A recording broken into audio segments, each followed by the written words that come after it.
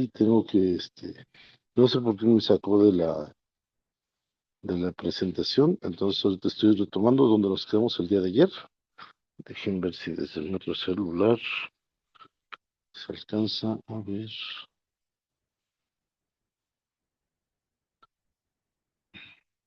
Mm,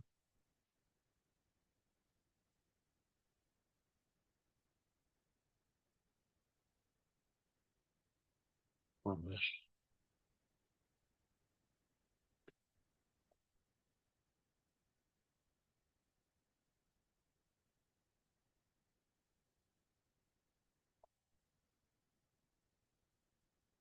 Muy bien, me escuchan bien, ¿verdad? Sí, sí, sí. Ok. Les mencionaba, el día de hoy vamos a estar viendo precisamente lo que es parte de lo propiamente de las enfermedades infectocontagiosas con las cuales tenemos contacto día a día. La realidad es que es algo bien complejo. Tú mencionabas un periodo de vida de los virus. Hay diferentes tipos de virus. Tenemos virus patógenos que fallecen a las pocas horas de que fallece el cuerpo, tales como el VIH, la hepatitis y cosas por el estilo. Pero recordemos que no solo son las enfermedades de las cuales nos tenemos que cuidar, también hay un tema ahí muy importante que son las derivaciones de estas enfermedades. Muchas veces tenemos las precauciones necesarias, por ejemplo, para protegernos de lo más básico y fundamental. Por ejemplo, no sé, de que no nos salpique sangre, de qué cosas por decirlo, ¿no?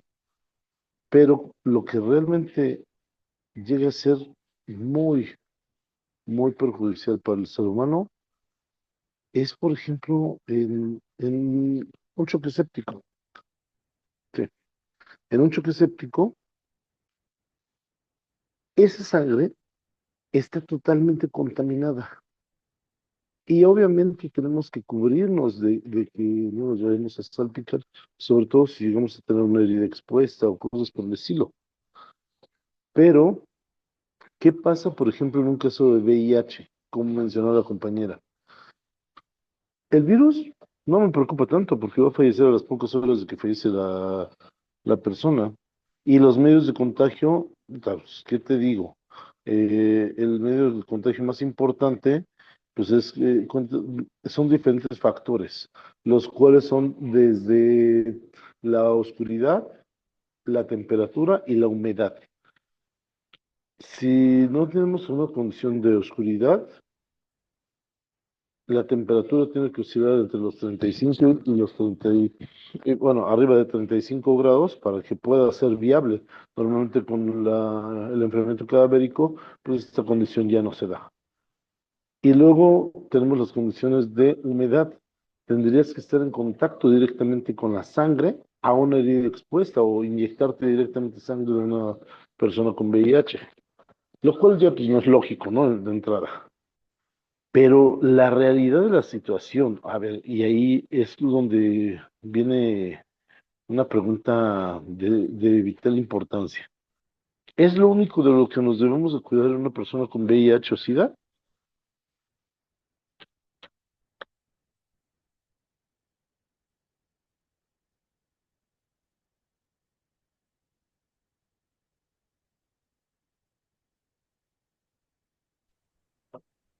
Buenos días, profe. Buenos días.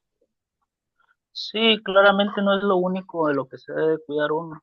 De hecho, se debe cuidar uno en cada cuerpo que se embalsame, siempre tomándolo en cuenta que todo es un riesgo y siempre hay que estar protegido. Sea infeccioso o no sea infeccioso, siempre hay que tomar las medidas necesarias. Pero hay otras enfermedades que también pueden contagiarnos. Por ejemplo, hay hongos, herpes que a veces nos Exacto. pueden enfermar. A eso es a lo que me refiero. En el VIH, el SIDA es lo que menos me preocupa, porque, repito, el virus fallece a las pocas horas de que fallece el cuerpo. No me preocupa tanto el contagiarme de VIH. Me preocupa más el que Por ejemplo, el sarcoma de Kaposi, que es una enfermedad propiamente que se da mucho en los casos de VIH, que se les hacen unas especies como de ronchas, principalmente en las piernas y demás, pero al momento de que nosotros tenemos contacto con ellas, esas escamas son altamente contagiosas, o sea, pueden provocar alguna infección en la piel. Entonces, ahí ya me está preocupando otra situación. Muchos de ellos, por el sistema inmunológico tan debilitado que tienen las personas con inmunodeficiencia, es muy probable que tengan choque séptico, que tengan neumonías, que tengan, ahorita, bueno, con el COVID ni hablamos. Entonces, muchísimas cosas que pueden pasar y que muchas veces ni siquiera estamos estimando. No me preocupa tanto el virus del VIH como preguntan todas, como me preocupan todas las enfermedades que están alrededor. Por eso siempre les recomiendo, tengan sus laboratorios o sus salas de embalsamamiento bien surtidas de todos los insumos que necesitan para, una, controlar cualquier tipo de embalsamamiento, pero dos, y más importante, con una amplia gama de desinfectantes. Yo siempre les voy a sugerir eso.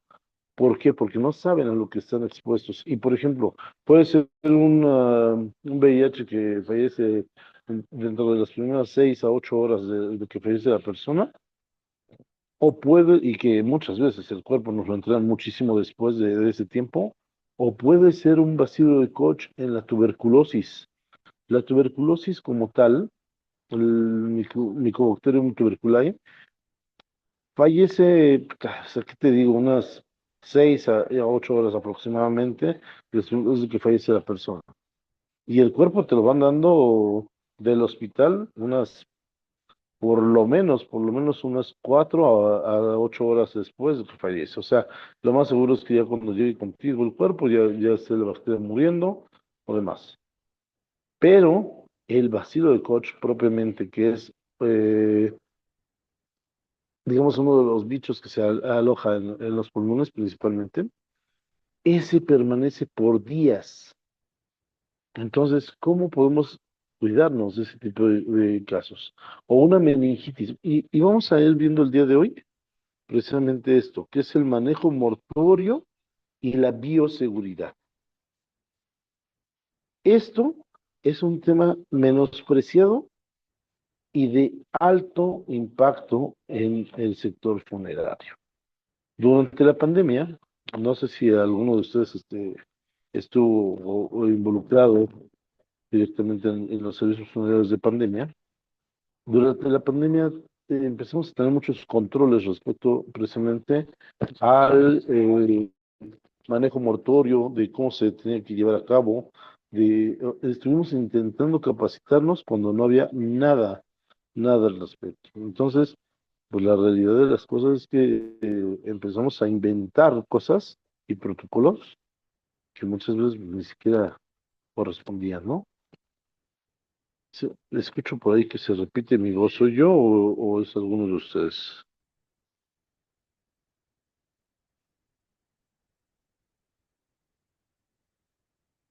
Creo que soy yo, ¿verdad? No lo escucho bien. Marco. Sí. Ah, soy yo entonces. Hubo un momento Ok, en el que se escuchó cortado. ok, les repito una disculpa, es que estoy aquí en el hospital, pero bueno. Aquí, y es que también, como estoy en una salita de espera, pues tienen hasta la tele prendida y todo, ¿no? Pero bueno, les mencionaba. Entonces, parte de lo que se vivió en pandemia es que precisamente muchos empezamos a pensar que el virus del COVID agarraba y simplemente nos podía dar hasta por estar a 20 metros de distancia, casi casi. Y la realidad es que ya que empezamos a analizar el bicho, fue, hubiera sido más controlable si no hubiéramos entrado en tanta histeria. Y obviamente en nuestras costumbres, ¿no? De que agarramos, no estamos acostumbrados a usar cubrebocas, no estamos acostumbrados a usar una mascarilla. La realidad es esto. ¿Cuántos de ustedes son embalsamadores? A ver, de los que estamos aquí, ahorita somos 15 personas, bueno, 14 personas. ¿Cuántos de ustedes son embalsamadores? Y de esos, ¿cuántos de ustedes realmente usan la mascarilla de filtros intercambiables? No un cubrebocas, porque el cubrebocas finalmente pierde su efectividad a los pocos minutos de que se lo ponen. ¿Cuántos de ustedes usan una mascarilla para gases, vapores inorgánicos y demás? A ver, si no me contestan, quiero entender que pues, la mayoría no lo hace. Y de los que lo llegan a hacer, ¿cuántos de ustedes saben realmente la nomenclatura que corresponde para estos filtros? Hay, digo, lástima, y les ofrezco una disculpa por servirme rápido a lo de la donación, ya no me traje mucho material, pero bueno, les comento rápido. Para que una mascarilla sea efectiva, debe contar con cartuchos intercambiables, los cuales tienen que ser cambiados constantemente. Normalmente en Europa y Estados Unidos son un poquito más estrictos en este aspecto y los cambian por lo regular cada 6 a 12 horas de servicio o si no es constante el uso, a los 3 días, ¿no? En México, la realidad es que le sacamos jugo hasta que podemos, lo más posible, ¿no? ¿Qué es lo que hacemos? Agarramos, le ponemos los retenedores, le ponemos ahí cinta para que no se ensucien tanto, alguna almohadilla o algo alrededor del cartucho, independientemente del cartucho, para poderlo estar limpiando. Y eso les estoy hablando en el mejor de los casos, ¿eh? Pero en la mayoría de los casos, nada más agarramos y lo usamos hasta que ya nos empiezan a pasar olores a la mascarilla y que decimos entonces sí, ahora sí, ya nos sirven nuestros filtros.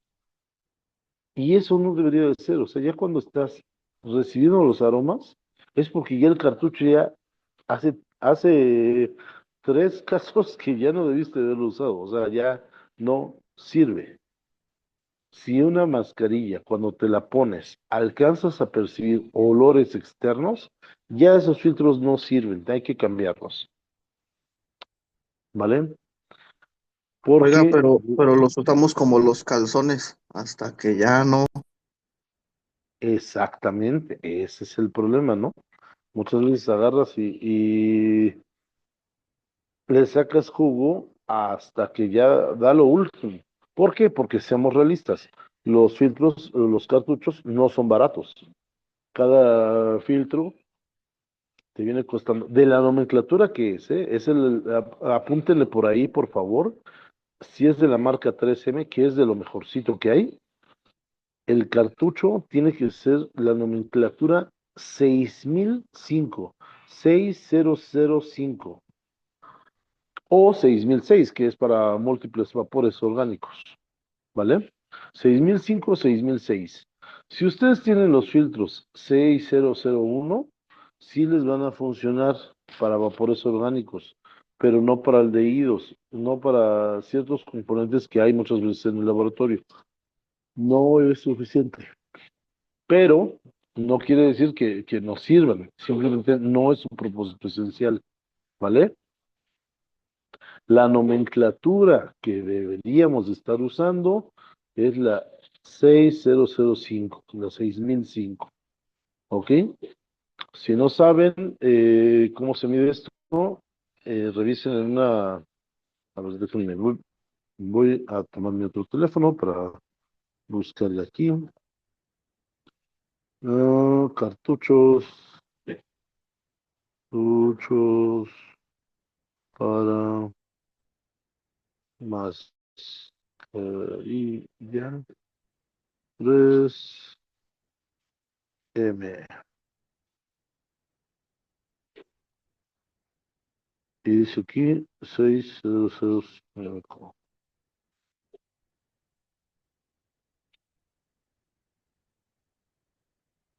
por imágenes.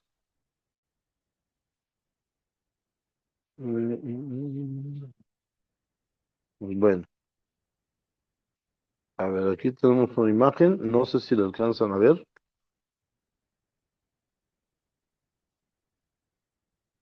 ¿Alcanzan a ver el numerito que está ahí en la esquina superior izquierda? No, ¿No? ¿No, no lo ven? A ver si otra imagen se ve más clara. Maestro, gracias. Mire, para Vale. que no esté usted ahí batallando, ya Mire, nos habían mostrado los filtros también. ahí están los filtros y ahí está el numerito en la parte negra. 6005, ¿vale? Pero esos son los filtros que deberíamos de llevar.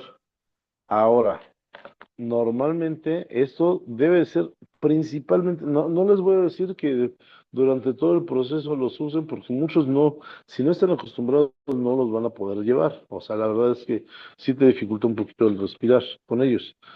Pero sí los pueden usar por lo menos durante el proceso de inyección, que es inyección y aspiración. ¿Por qué? Porque es cuando estamos más expuestos a todos los bichos que ya traía el cuerpo y dos, estamos expuestos a la emanación de vapores y gases del cuerpo. Entonces, en esos momentos sí, ya si tú quieres, cuando ya tienes el cuerpo desinfectado, limpio y ya nada más vas a vestir, ya es menor el riesgo.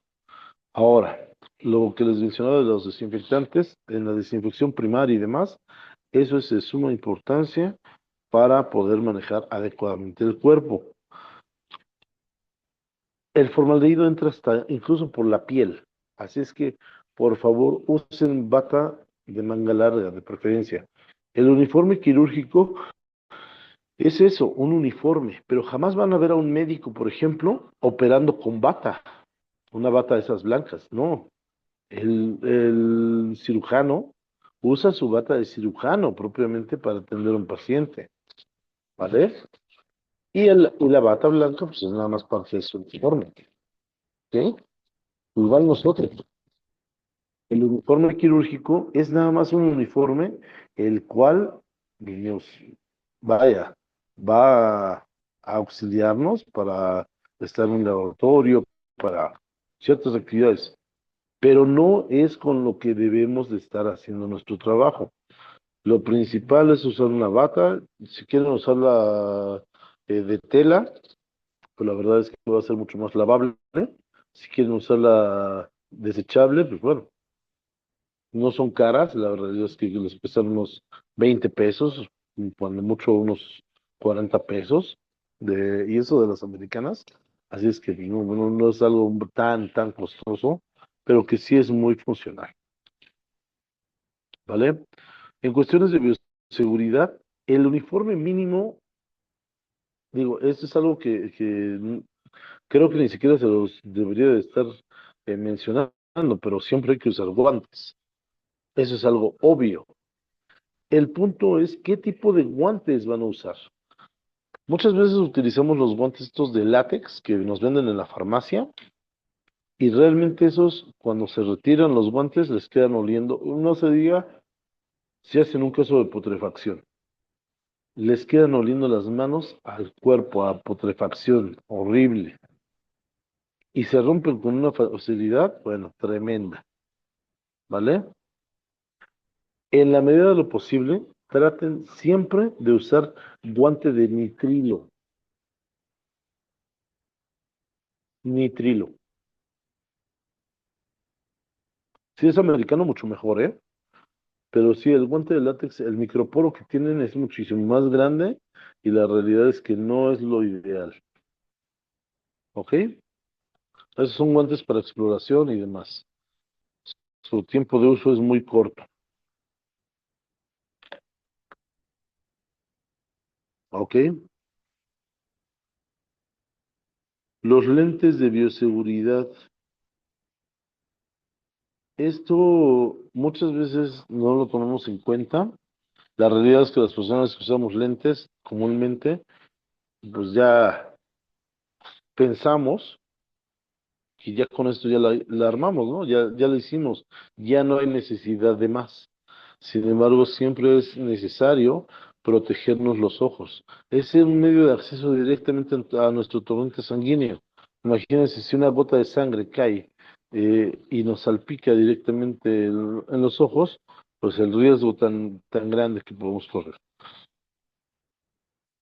Eh, el formol es un compuesto muy aromático, muy oloroso. ¿Quién ha trabajado con formol crudo? Nos mencionaba la vez pasada me parece que Renan, que él sí ha trabajado con formol crudo.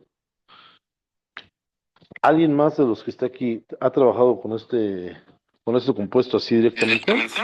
Sí, profe. Sí, profe. Ok. ¿En algún momento han tenido la desgracia de que se les caiga? Sí, Sí, es muy ¿Y volátil. qué tal pica? No, pues chido, chido. horrible. ¿Y con qué lo neutralizan? Con muchas ganas. No, no, no, no, no. Un No, poco de agua. El una agua cosa es uno. con qué lo limpias, pero no. ¿Con qué lo neutralizan? No lo han neutralizado. Bueno, yo, como conseguimos bidones de,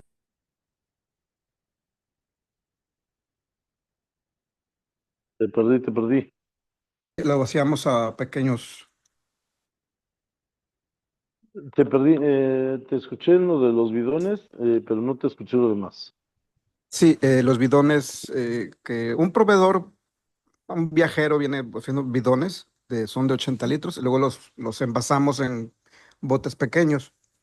Y ahí en ese proceso, pues a veces sí nos toca que brinque un poquito de ese formol. Y pues únicamente Ajá. con agua se lava uno. Ok. Lo que estás haciendo con el agua, si no aplicas la cantidad suficiente, que es mucha, la realidad es que lo estás dispersando, o sea, estás aumentando su volatilidad. Se vuelve más delicuescente, o sea, se dispersa más en el ambiente. ¿Por qué? Porque la molécula queda más expuesta. Ajá. Entonces, de entrada ya no lo neutralicen con agua porque van a dispersar aún más este formaldehído. Lo ideal es tener un compuesto neutralizante. La marca Dodge, por ejemplo, vende uno que se llama formaldegón. Inmediatamente de que lo aplicas, agarra y se va totalmente el olor, el picor del formaldehído. Pero estoy consciente que es un poco caro. Entonces lo que puedes hacer es usar un poco de amoníaco, obviamente disuelto. Yo les recomiendo siempre que agarren y pongan mitad de amoníaco, mitad de agua, para que agarren y en un atomizador, si se les llega a tirar en el suelo, inmediatamente echen un poco para neutralizarlo y limpien. Primero con un trapo, agarran, lo colocan sobre el formaldehído para que retiren el excedente, o sea, físicamente el líquido, y una vez que hacen eso, agarran y pueden empezar a lavar con agua y jabón normal, pero sí, o sea, ya por lo menos levantaron la mayor cantidad. Si ustedes le echan agua directamente, lo empiezan a dispersar y es mucho más picante el olor, ¿vale? Ahora, en cuestión de otros químicos, pues la verdad es que sí tengan mucho cuidado porque si se les mezcla de hecho, no tengo que decirles que no se debe de mezclar con cloro, pero si se les llegara a mezclar, inmediatamente sálganse. Sálganse, pónganse una mascarilla antes de volver a entrar. Si tienen la posibilidad de comprarse estas full face, de verdad, dice un comentario. No, esto no es de aquí. Disculpen. Es que les digo que ahora tengo abierta la sesión de mi celular, entonces pensé que era un comentario de aquí del grupo, no.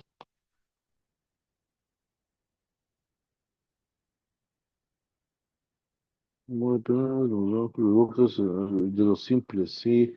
Sí, es cierto, Paola. Eh, pero eso sí es algo que les recomiendo, independientemente de que si se los dan o no se los dan. Por favor, si no se los dan, cómprenlos ustedes. Es su seguridad, es su vida la que está en riesgo. Entonces, su mascarilla no se trata de resolverle la vida al patrón, pero sí se trata de protegerse. Entonces, si el patrón no está viendo por ustedes, igual y no están en el lugar correcto, pero eso no es la razón por la cual tengan que arriesgar su vida, ¿vale? Usen el material que sea necesario para protegerse ustedes. ¿Ok? Yo por eso les digo, yo mandé a hacer mis batas, incluso cuando trabajaba para una persona, agarré y mandé a hacer mis batitas de esta tela de, como de paraguas, para que fuera impermeable. Y no me cobraron caro, la realidad es que me cobraron como más o menos unos 250 pesos. En aquel entonces, digo, ahorita ya han de estar un poquito más caras. Y tenía ahí tres gatitas para que cuando usara una, pues lavarla y tener siempre una disponible, ¿no? Por cualquier cosa. Entonces, pues sí, era como que más fácil protegerme de cualquier salpicadura o demás, o muchas veces que agarras y que cuando estás solo en la plancha, que normalmente era lo que me pasaba, agarra y tenés que cargar el cuerpo y pues finalmente un método más higiénico, ¿no? Independientemente de que sí les voy a ser bien honesto, a mí muchas veces me tocó cuando empecé ir a hacer algo que está prohibido, que no quiero que hagan, ni les recomiendo hacer, pero bueno, yo sé que no puedo tapar el sol con un dedo, ir a hacer preparaciones en domicilio. La realidad es que no es lo ideal, pero a mí me tocó también hacerlo. Porque me obligaban, sí, pero también porque al final de cuentas, pues yo necesitaba ganar para mantener a mi familia, ¿no? Entonces, en esas condiciones, la verdad es que es bien difícil trabajar higiénicamente. Protéjanse, porque no se vale que se lleven un bicho que ya han matado a otras personas y que expongan a su familia a este riesgo, ¿vale? Entonces, la manera de neutralizar el formaldehído como tal puede ser con un poquito de amoníaco. Eh, Hay otros compuestos, les repito. Siempre traten de ver de qué está compuesto ese líquido bacterial, porque, por ejemplo, nosotros ahorita decimos, no, es que se cayó un poquito de químico, pero ¿qué químico? Si es formaldehído, bueno, entonces es con amoníaco. Pero ¿qué tal si es fenol? Si es líquido de cavidad, ese ya no se va a retirar con el formaldehído. Entonces, si no saben específicamente, hay unas hojas de seguridad que se llaman hojas MSDS. Si no tienen la posibilidad de acceder a ellas, la mayoría de las marcas deben de proporcionarlas, pero si no tienen esa posibilidad, inmediatamente que se les caiga, echen una sábana encima, recojan el líquido, sábana o acerrín, no sé lo que tengan ahí a la mano, recojan ese líquido para que no esté ahí generando más conflicto y ya después laven, porque muchas veces agarrar y tener que trabajar en un ambiente de ese tipo es horrible, ¿vale? Ahora, eso es algo que finalmente, digo, no sé, en la medida de lo posible, eviten bajo cualquier circunstancia incluso tenerlo, porque esto también ya está penado bueno, no está penado, está prohibido ante la Secretaría de Salud. Si tienen una botella de formaldehído, digo, de hipoclorito en el laboratorio, los pueden clausurar, ¿sale? Lo mismo, si no, o sea, los productos que deben de tener ahí en el laboratorio son para embalsamamiento. Nada de fabuloso, nada de cloro, por favor, jamás. Los que deben de tener ahí son productos para embalsamamiento, pero bajo ninguna circunstancia vayan a mezclar precisamente el formaldehído con el hipoclorito de sodio. Esto en la Ley General de Salud está un poquito bizarro porque ya les están pidiendo el llamado clorador lo que mencionábamos desde la primera clase, ¿no? Así, están pidiendo cosas que ni siquiera saben para qué son, pero que agarran y alguien inventó y pensó que era buena idea tenerlo en el laboratorio. Lo que necesitan en realidad es una planta de tratamiento de aguas residuales, la cual pueden hacer incluso ustedes, primero con un filtro para los materiales sólidos y semisólidos. Posteriormente, este material debe de pasar a una zona de decantación donde se sedimenten las grasas, una trampa de grasas. Luego se le puede dar un tratamiento biológico con carbón activado para que al último sean liberados al ambiente, pero ya con una mezcla de ácido perclórico, ¿vale? Esto ya debería dejar las condiciones ideales para poder liberarlo directamente al drenaje. Aunque si les voy bien honesto, en Estados Unidos lo hacen directo. Agarran y lo liberan directamente al drenaje. ¿Por qué? Porque ya el mismo formaldehído ya ha inactivado los componentes patógenos que pudieran causar daños a la salud humana, ¿vale? Entonces, pero por otro lado, la norma oficial mexicana 054 Semarnat 1993 establece la incompatibilidad química entre el hipoclorito de sodio y el formaldehído, causando, precisamente como lo dice la diapositiva, tiene una reacción exotérmica de proyección violenta. ¿Qué quiere decir esto? Que hierven así inmediatamente, se puede proyectar, pero aparte sacan un gas muy, muy tóxico que se llama dimetiléter y que puede causarnos una neumonitis química. Entonces, ahí sí está muy peligroso, ¿vale? Dudas, comentarios, observaciones, por favor. Ya saben que los pueden hacer a lo que gusten. Maestro, disculpe, Ándale. yo tengo un laboratorio. ¿Tú Yo tienes no qué, tengo el perdón? laboratorio. Ajá, Yo cuento con un laboratorio perdón, me comenta usted algo muy importante ahorita, porque tengo pendiente el clorador. En mi laboratorio va la recolección de RPBI, pero esta planta ajá. es muy importante para mí, esta planta de tratamiento de aguas residuales. ¿Cómo poder hacerla en mi caso? O sea, tengo que contratar a personal, tengo que investigar. Aquí difícilmente en Veracruz alguien te va a proporcionar información que sea benéfica, ¿no? Por eso me dijo, Claro. igual lo puedo ver en Veracruz y preguntarle más tranquilamente, pero si me puedo usted orientar un poquito ahorita para cómo comenzar a hacer esta planta. Mira, lo básico que te están pidiendo es un clorador, que no es otra cosa más que un tanque donde le eches cloro. O sea, ese es un clorador. Y ese en donde quiera te lo venden. Hay una empresa propiamente aquí en Ciudad de México, se llama Embalart, de una chica que se llama Ilse.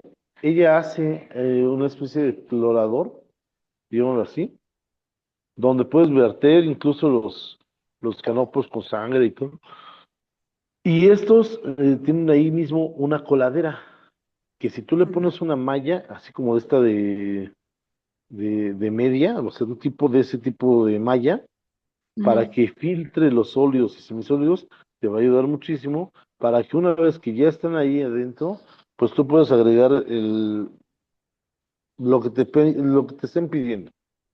Yo lo que sí les recomiendo, si van a tener esto, que sea sellado totalmente para que no se expongan a cualquier tipo de gas. O utilicen su mascarilla para evitar que queden expuestos.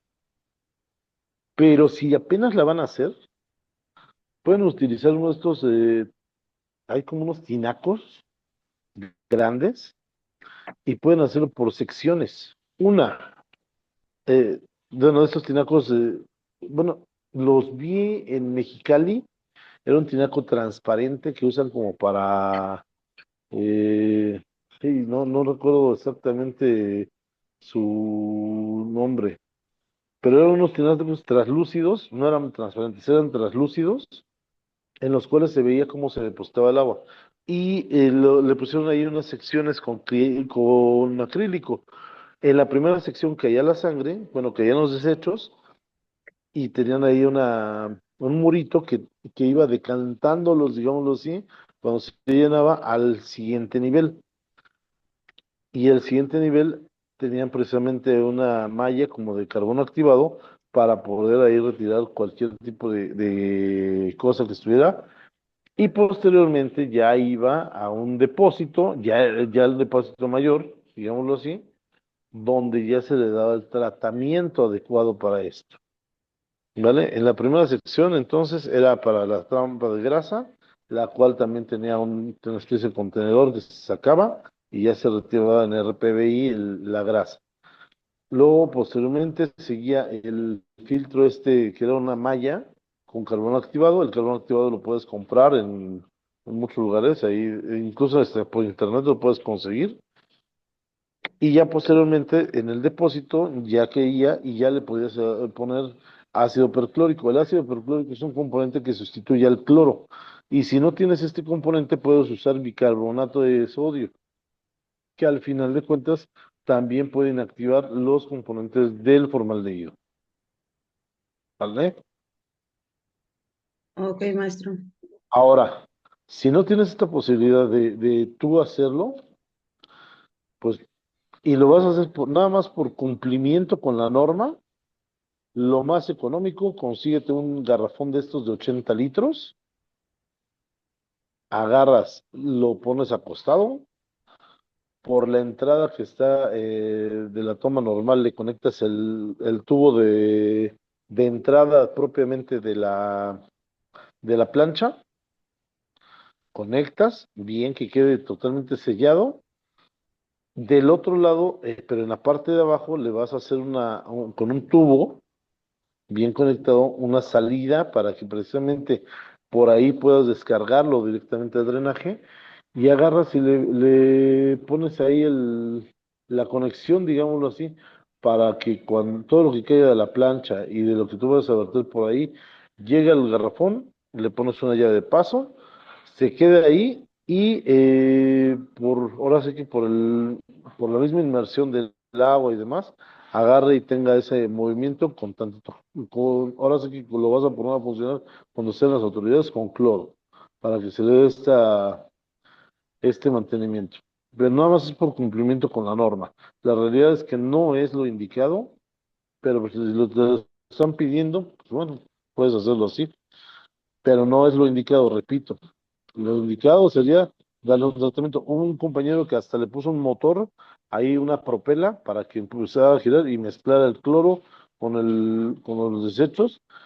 Y como iba inyectando más agua, se iba llenando y se iba mezclando. Y al final, ya cuando le abría la llave, pues ya salía casi transparente. Entonces, bueno, sí funciona, no es lo ideal, pero ya lo dejaron de molestar con eso. Y la otra, pues es que busquen ahí algunas de las empresas que se dedican a fabricar este tipo de contenedores.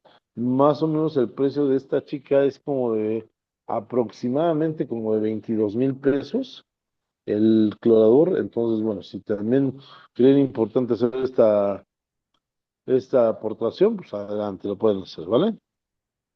Gracias, maestro. Para servirte. Yo tengo una pregunta, maestro. Mándeme. Entonces, quiere decir que lo que quiere salubridad es que el desecho, o sea, por ejemplo, la sangre, no se vaya meramente pura sangre, sino que vaya, digamos, rebajado con agua, con cloro. Exactamente. Ok. Básicamente es eso, aunque se me hace una reverenda estupidez, digo con todo respeto, o sea, se me hace una tontería, simplemente cuando tienen su menstruación, mucha de la sangre que se libera en el excusado se va directamente al excusado. ¿Y quién les dice que tienen que inactivar esa sangre? Nadie, son desechos orgánicos. En este caso, si el problema son las enfermedades patológicas, ya están inactivadas con el formaldehído. ¿Qué otro riesgo biológico hay? No es posible que en Estados Unidos te agarren y no te pidan estas tonterías, y aquí sí, porque alguien dio ahí, digo, Eso ya es meterme en temas políticos, ¿no? Alguien ahí dio la idea o la aportación de que tenían que pedirlo para establecer ahí mejores condiciones para los desechos, los residuos biológicos. Mi primera Mejores carrera, condiciones, ¿no? mándame, Mejores condiciones para la mordida. exacto. Mira, mi primera carrera fue ingeniería en sistemas ambientales. Y ahí, o sea, ahí nos dimos cuenta de muchas cosas que hacían que a veces ni sentido tenían, pero bueno, te lo pedían para cumplimiento de ciertas normas, o la realidad es que la empresa que lo vendía agarraba, iba directamente y metía una iniciativa para que se diera de alta. Hace no mucho tiempo, que será como unos 6 7 años, Alpha Flow Solutions sacó precisamente por ahí va el asunto, sacó un electroaspirador ecológico para cumplir con la norma oficial de ecología 003, en el cual todos los residuos caían directamente en un contenedor. Haz de cuenta que era una máquina como de 1,60 de altura. Traía un motor de aspiración, agarrabas, conectabas el motor y aspiraba, y todos los desechos caían en un contenedor. Ese contenedor agarrabas, ya al final de que terminabas de aspirar, te vendían una solución para que pudieras aspirarla. Y según se le diera tratamiento a este tipo de compuestos, y posteriormente ya fueron desechados en el drenaje común. ¿Vale? ¿Cuál fue el problema? Y los que tienen bote de desechos o que usan canopo o demás me van a entender. ¿Qué es lo que pasa con la sangre cuando tú estás aspirando? ¿Qué pasa al canopo? ¿Cuándo qué, perdón, maestro? Cuando están haciendo el tratamiento de cavidades. ¿No? Bueno, cuando están haciendo el tratamiento de cavidades, el recipiente en donde se reciben propiamente los líquidos se queda con la sangre pegada alrededor. ¿Por qué? Porque tiene muchos componentes grasos, los cuales se adhieren a las paredes del contenedor, del recipiente. No se diga si tiene una hipercalcemia. Otra, eso es una gelatina, así horrible.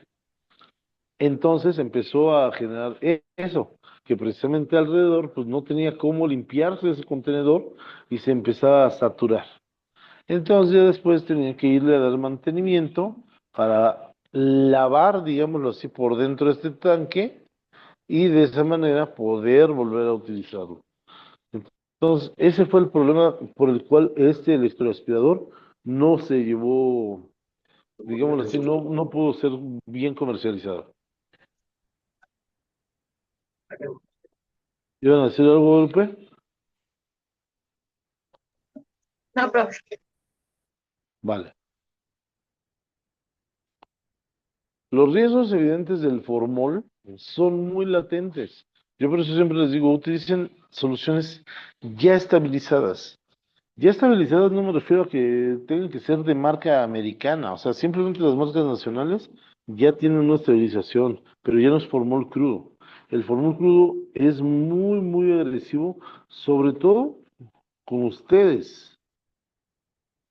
El olor ya cuando se están ahogando y demás, no es por otra cosa, ya les está causando allí un problema a nivel pulmonar.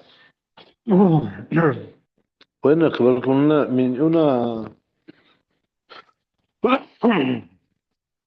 perdón, una neumonitis química o incluso por un problema ya más grave de EPOC.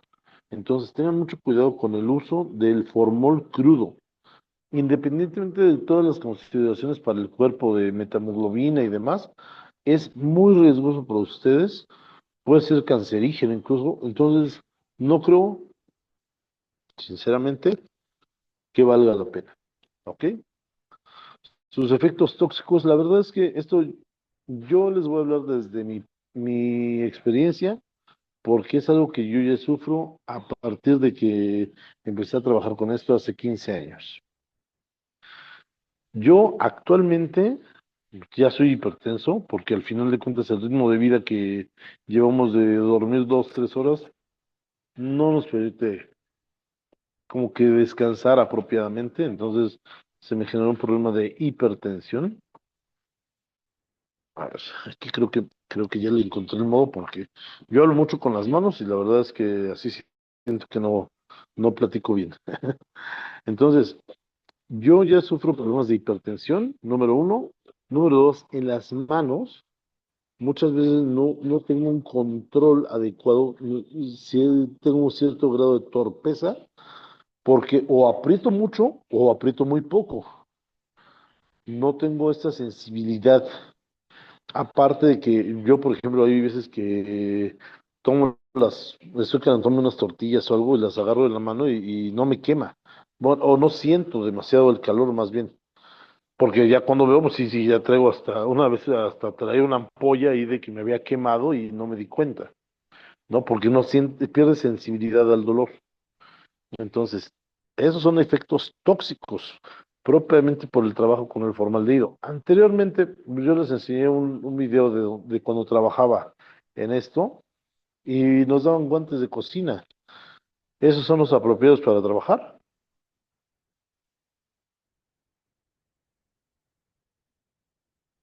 ¿no? Entonces, imagínate, hace ratito uno de los compañeros decía que con trabajo les dan cubrebocas. A nosotros ni cubrebocas nos daban. Nos decían siempre, es más, el que era mi patrón en aquel entonces, no es que fueran codos. Bueno, sí tiene que ser un negocio, evidentemente, o sea, la idea es que sea lucrativo, pero mucho era por desconocimiento de todo esto, porque ellos mismos no lo usaban. De hecho, el que era mi jefe era una persona muy pulcra, se iba a trabajar hasta de corbata, imagínense, trabajando, haciendo un embalsamamiento de corbata. O sea, así está muy, muy cañón. Y al final de cuentas, pues él se acostumbró así, él lo hacía así. ¿Qué le puedo decir? La ignorancia muchas veces nos lleva a hacer cosas que pues no son correctas y no nos damos cuenta ni siquiera el daño que hacemos para nosotros mismos, ¿vale? Puede que su mamá, que también era una persona lindísima, pero que también no tenía la capacitación adecuada respecto a este tema, tenía ya el sufrimiento de pleuras por el trabajo que se hacía con el formaldehído. Entonces, vaya, no tomen a la ligera todos estos casos. Mi cuadro de enfermedades ya es bastante deficiente, precisamente porque no he tenido las precauciones para esto. Pero esto va más allá. Pierdes destrezas motoras, tienes problemas de memoria, alteraciones de humor, o sea, hay muchas consecuencias en las cuales puede estar, incluso mis trastornos de sueño hacen que en las noches, 2, 3 de la mañana siga despierto cuando ya debería estar dormido, pero a las 3, 4 de la tarde ya me estoy durmiendo. Entonces, cambia todo tu mundo. La realidad es que sí te afecta bastante este tipo de trabajo. No lo cambiaría por nada, pero sí me hubiera gustado saber todo esto antes de dedicarme a ello, como tal, ¿vale? Son Entonces, hay que tener, consecuencias, perdón, mándeme. son, son consecuencias del formol, maestro, o es por el ritmo que lleva uno que se va acostumbrando a ese ritmo de trabajo. Mira, yo sí te puedo decir que esto fue principalmente consecuencia del formol, del mal uso que hice del formol. ¿Por qué? Porque muchas de las destrezas motoras las perdí. Precisamente yo practiqué artes marciales durante muchísimos años y la verdad es que agarraba y yo me consideraba muy hábil con las manos. Actualmente ya de repente se me adormecen las manos, por así decirlo, como que se me entumen. Te cuesta un poquito más de trabajo hacer ciertas cosas. Eh, ya, por ejemplo, mis problemas pulmonares han aumentado. Casi siempre tengo una tosecita ahí constante. ¿Qué más te puedo decir? Mi somnolencia ha aumentado bastante. Hay veces que puedo estar puedo haber dormido mis 8 horas, si tú quieres, que no se ha dado en algún tiempo, pero bueno, puedo dormir bien y aún así te sientes cansado, te sientes debilitado, ¿vale? Tienes una fatiga. Entonces, sí son consecuencias del formol. Durante mucho tiempo agarró y tuve cierta vulnerabilidad ya a cualquier tipo de enfermedad respiratoria, sobre todo en época de fríos. Sí, sí me pegaban bastante duro. Entonces, todo esto sí se lo puedo atribuir más que nada al formaldehído, que finalmente, al formol crudo, como tal, que finalmente ahorita yo lo veo con mis muchachos, que yo les doy mascarilla, les doy full face, les doy bata y les doy todo. Y la verdad es que como sí no quiero ahí problemas, yo casi casi los obligo a usarlos. Y llevan varios años trabajando conmigo. Uno de ellos lleva precisamente como aproximadamente unos 7 años y no tiene nada de estas consecuencias. Entonces, yo sí se lo puedo atribuir a ello, independientemente de que quizá también todas las personas somos distintas y tenemos diferentes factores y defensas, todos somos distintos. Yo sí siento que mucho de esto se lo puedo atribuir precisamente al uso del formol en aquel entonces, porque sí fueron como unos 6 años que estuve trabajando con formol, ¿no es cierto? Un poco más, y yo 15, es cierto, como 7 años, estuve trabajando con formol crudo y la verdad es que sí era bastante la carga de trabajo y la exposición a este químico.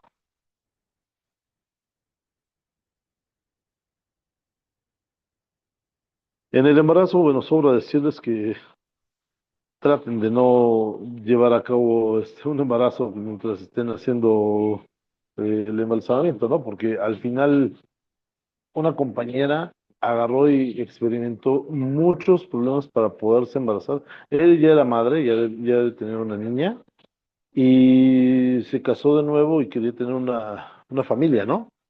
Entonces, de plano, dijo, ¿sabes qué? O sea, me voy a retirar de esto porque sigo en el embarazamiento, no puedo volver a embarazarme. Ok, perfecto. Se retiró. Ahorita ya su bebé ya creo que ya estaba a nacer. Entonces, sí hay un riesgo importante en lo que descontamina su cuerpo, en todo eso, porque al final de cuentas el formaldehído también provoca cierto nivel de esterilidad o alteraciones en los embarazos, muchos embarazos de riesgo, abortos espontáneos, malformaciones dentro del producto. Entonces, hay que ser muy cuidadosos con todo ese tema. Si ustedes tienen el propósito de embarazarse, bueno, sí piénsenlo muy bien antes de hacerlo, ¿vale? Obviamente las chicas, los chicos, ¿qué les puedo decir? Nada más consideren que no van a estar al 100 para atender a esa personita que va a depender totalmente de ustedes y, bueno, consideren que no pueden ser injustos y dejarle toda la chamba a su mujer o a su esposa, ¿vale? Bien, ahora. Hay muchas cosas para podernos prevenir. Durante pandemia surgieron infinidad de marcas, obviamente que en su momento hicieron un negociazo con la venta de Tyvek, de mascarillas, de caretas y de todo esto, y que ahorita, actualmente, ya agarran y están rematando los Tyvek, los trajes, todo eso. ¿Por qué? Porque pues, ya no se usan prácticamente. Entonces, aprovechen ahorita para comprar todo este tipo de insumos. No desprecien, por ejemplo, el uso de una cofia. Una cofia, incluso de tela, es muy útil, pero porque mucho de los contaminantes del embalsamamiento se quedan almacenados en el cabello. Entonces, no desperdicien, por favor, o no desechen esa idea de usar siempre una cofia para trabajar. Una bata de manga larga, de que les quede el cuello bien hasta acá arriba y sea de manga larga. Yo utilizo hasta unos protectores para zapatos porque no me gusta. Ahora sí que contaminar mis zapatos y de ahí llevármelos a mi casa, la verdad es que no soy fan. Pueden usar muchas cosas. Si van a usar un cubrebocas normal, pues usen de preferencia unos N95. Pero si tienen la posibilidad, en la medida obviamente de sus posibilidades, usen esas mascarillas de filtros o de plano una full face, ¿vale? Y guantes, por favor, el guante es simple, no es lo ideal. Sería mejor usar nitrilo. Pero si no, pues, por lo menos ponemos ese doble guante de látex para que les ayude un poquito más, ¿vale? VIH, ahora sí vamos a empezar con las enfermedades infectocontagiosas. VIH, ¿cuál es el riesgo con el VIH? Lo mencionamos hace ratito. Para que se pueda ocurrir un riesgo de contagio, es directamente al torrente sanguíneo y bajo las tres condiciones que les había mencionado anteriormente. Pero lo grave no es el VIH como tal, sino todas las enfermedades que pueden derivar de esta enfermedad, de esta inmunodeficiencia, ¿vale? Entonces, tengan mucho cuidado, sobre todo si es el sarcoma de Kaposi, si es un choque séptico. Yo creo que ese es de las enfermedades más menospreciadas y es de las más peligrosas. Entonces, tengan mucho cuidado en ese aspecto. Neumonía. Ya les había dicho que procuren siempre tener ahí un buen desinfectante de estos como mínimo el de alcohol rebajado al 70%, agarran, impregnan bien un pedacito de algodón y empiezan a saturar vías aéreas, nariz y boca. ¿Para qué? Para que cualquier exhalación por movimiento demás no empiece a proliferar esta expulsión de gases, de gotículas o demás que pudieran contaminarlo y pudieran causarles algún tipo de daño. ¿Vale? En el caso de la hepatitis es todavía más sencilla. La realidad es que tendrías que ser muy tonto y directamente de inyectarte sangre, porque ahí sí es muy corto el tiempo, dura aproximadamente unas 4 horas el virus. Entonces no es tanto el problema, las condiciones de pH favorecen mucho el que tengamos esa resistencia propiamente al virus, ¿vale? Y evidentemente pues, pueden hacer ahí muchas cosas, pero siempre teniendo las precauciones de no entrar en contacto directo con la sangre, van a estar bien, digámoslo así. Hay enfermedades como tal que sí pueden causar la muerte de una persona, pero que no necesariamente son infectocontagiosas, aunque lo parezcan. Una de ellas es precisamente la necrólisis epidérmica tóxica. ¿Quién sabe de esta enfermedad?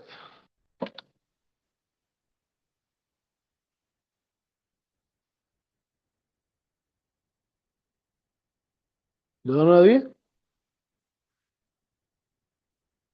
Están muy apagados hoy. Desconozco. Yo sí Ok, he visto cosas así, pero no sé mucho de esa enfermedad. ok.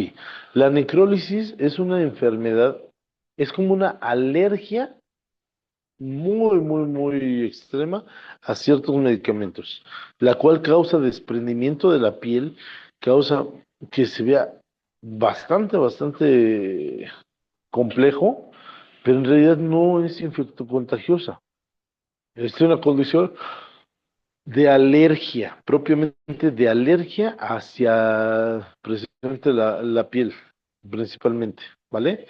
El riesgo vendría si pudiera tener ahí una infección de tejidos blandos o cosas por el estilo, o incluso un choque séptico derivado de la entrada de algún virus o bacteria. Eso sí podría ser riesgo, pero como tal de la enfermedad no es tóxica. El riesgo es nulo, ¿vale? Muy diferente a, por ejemplo, un pénfigo vulgar. El pénfigo vulgar, ese sí puede ser ahí mucho más riesgoso, sobre todo si no se le da el tratamiento adecuado. Este de entrada es cuando tienen una serie de costras muy marcadas en el rostro y ahí pueden tener un grave riesgo de contagio si no tienen las medidas de precaución necesarias. Guantes, mascarilla, no tanto porque sea un virus aéreo, sino que esto precisamente agarra y ciertas descamaciones viajan en el ambiente en forma de esporas y podrían quedarse alojadas en algún lugar de su piel, causando ahí un riesgo latente de contagio, ¿vale? El grave problema es que puede causar un choque séptico. Y si se fijan, ese es un patrón ya que está siendo muy repetitivo, el choque séptico, y por lo regular es de lo que más nos tenemos que cuidar. Y es la causa de defunciones número uno en nuestro país, ¿vale? ¿Y eso por qué da, maestro? Normalmente son medicamentos, son reacciones a ciertos medicamentos determinados. Digo, sí es muchas veces carga genética, factores ambientales, pero en la mayoría de los casos es derivado de ciertos componentes de los tratamientos médicos, ¿vale? Ahora sí, entramos con la fascitis necrotizante de pared. Esta bacteria es, más bien, esta enfermedad es causada por la bacteria del Clostridium perfringens. Ahí está en la diapositiva el nombre. Clostridium perfringens. Y es así, anótenlo, grábenlo, tatúenselo, lo que quieran ahí. Pero que no se les olvide. El Clostridium es uno de los más peligrosos y más importantes virus, digo, perdón, bacterias que puede estar presente en el embalsamamiento. ¿Por qué? Porque es demasiado abundante. Número uno, es muy abundante. Número dos, es muy agresivo. Y número tres, es muy fácil su contagio. Entonces ahí sí tengan mucho cuidado porque por cualquier medio puede aprovechar para enfrentarse. Es una bacteria oportunista que aprovecha una enfermedad, que aprovecha una debilidad del sistema inmunológico para poder entrar y causar ciertos estragos que nos pueden echar a la vida a perder literalmente. ¿Vale? ¿Dudas hasta aquí? Esa bacteria es la misma que se aloja que decía el maestro, que se alojaba en ay, en las, ¿cómo se llama? Es el mejor nombre. Las ilíacas, ilíaca derecha. Mira, son diferentes tipos de Clostridium. Existen cuatro principales tipos de Clostridium. Está el Clostridium tetani, precursor del tétanos, Clostridium botulinum, precursor del botulismo, que también muchas veces ocupan esto precisamente para generar una, una sustancia de efecto cosmético llamada Botox. ¿Han escuchado de él? Sí. Bueno, el Botox es a partir precisamente del procesamiento de esta bacteria y la depuración de los efectos nocivos, digámoslo así, pero que paraliza ciertos niveles del rostro. Es por eso que cuando lo inyectas, agarras y muchas veces estás triste y estás así, estás contento y sigues así. Entonces paraliza muchas de las facciones precisamente para evitar las arrugas e imperfecciones generadas normalmente en nuestro día a día. Pero, bueno, y eso ya es cada quien. Es el Botox, el Clostridium botulinum. Luego tenemos el Clostridium tetani. El Clostridium tetani normalmente se aloja en la fosa ilíaca derecha. ¿Por qué? Perdón, el difícil, el Clostridium difícil. Ese es una de las bacterias que ayuda en la fermentación de los alimentos. Una vez que pasa por la peristalsia, luego el bolo alimenticio, llega al esófago, después al estómago. Del estómago se procesa una especie de papilla llamada quimo, que pasa al intestino delgado, empieza a hacer todo el recorrido en el intestino, posteriormente llega a la fosa ilíaca, donde está el tracto digestivo, es decir, esta unión de entre el intestino delgado y el intestino grueso. Por cierto, de ahí sale y se desprende la apéndice, y posteriormente con esas bacterias agarra, se queda cargada, dándole esta coloración y esta, digamos, fermentación al quimo, recibe el nombre de quilo y asciende por el colon ascendente, transverso, descendente sigmoide y por último hacia el recto, ¿vale? Pero ese precisamente es la función del Clostridium tetani. Ya es una bacteria que tenemos alojada en nuestro organismo de por sí, una de las muchas bacterias que ya tenemos en nuestro organismo. Pero no es lo mismo que el Clostridium perfringens. El Clostridium perfringens es una bacteria de descomposición, ¿vale? Presente en organismos en descomposición como perros, gatos, ratas y demás. Ya una vez que entran en descomposición, en los seres humanos igual, empieza a proliferar esta bacteria y empieza a llenar de gas los tejidos, acelerando el proceso de putrefacción y su degradación, ¿vale? Gracias, maestro. Para ahorita. Meningitis, ya sea bacteriana o tuberculosa. Esta normalmente es una bacteria por hongo. Esta bacteria es muy contagiosa. Esta sí, para que vean, deben de tener mucho cuidado porque es una bacteria esporulada que viaja en el ambiente de forma aeróbica. Entonces, ahí sí, si van a tener un embalsamiento de meningitis, sí les recomiendo, si tienen la posibilidad de comprar una termonebulizadora, mucho mejor. Si no tienen esa posibilidad de comprar una termonebulizadora, pueden comprar desinfectantes de amplio espectro y estar colocando constantemente en el ambiente para no tener riesgo de infecciones. Número dos, y ya esto es como que la opción menos indicada, por así decirlo. Pueden poner una lámpara de alcohol cercana al lugar de donde está la exposición de trabajo, es decir, cerca de la cabeza y demás, para que genere un ambiente inocuo en unos 30 centímetros alrededor de esa incisión. Esto es incluso es una manera en la cual toman las muestras histológicas en los laboratorios, agarran y ponen el mechero de Bunsen o una lámpara de alcohol y empiezan a trabajar cerca de esa área. ¿Por qué? Porque alrededor se queda un área descontaminada por calor, ¿vale? Pero no es mucho el espacio que te da, es un radio como de 30 centímetros, o sea, no es una gran, digamos así, un gran espacio para trabajar, ¿ok?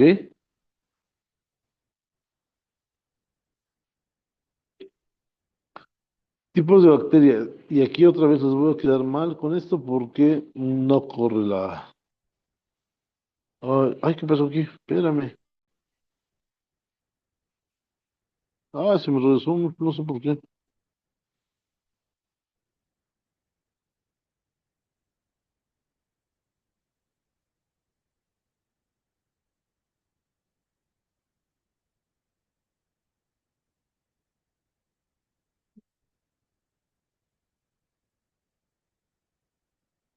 Una disculpa, es que...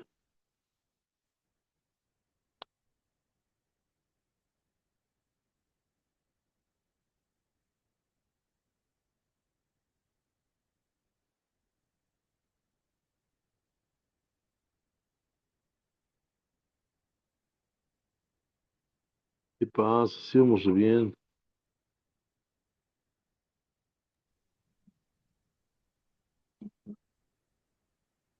¿Cómo funciona la termonebulizadora, profe? Es una máquina la cual trabaja a base de calor y su principal función es precisamente agarrar y disparar, digámoslo así, un compuesto que al calentarse se extiende en forma de nube. Y esta nube precisamente es un desinfectante de amplio espectro que se puede dispersar más en forma de humo.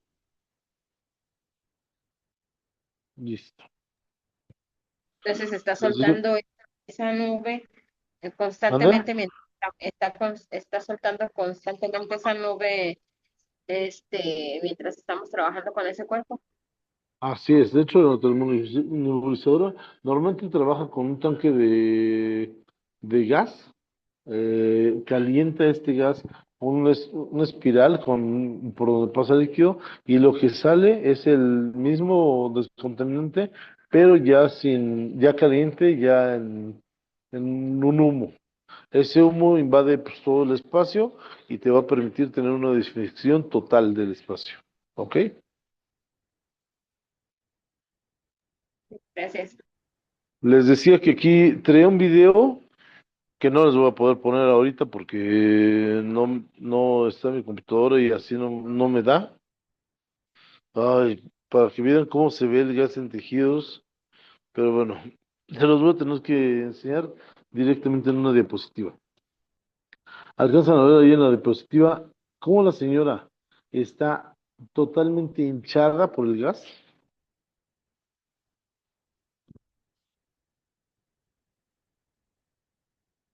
Sí, profe, sí se ve. Ahora, si ustedes se dan cuenta, ahí tenemos una especie como de cianos, perdón, de lividez, pero con un veteado. Ese veteado es signo de descomposición exactamente. Entonces deben de tener mucho cuidado porque ese veteado es el principio de cómo se está empezando a formar el gas en tejidos.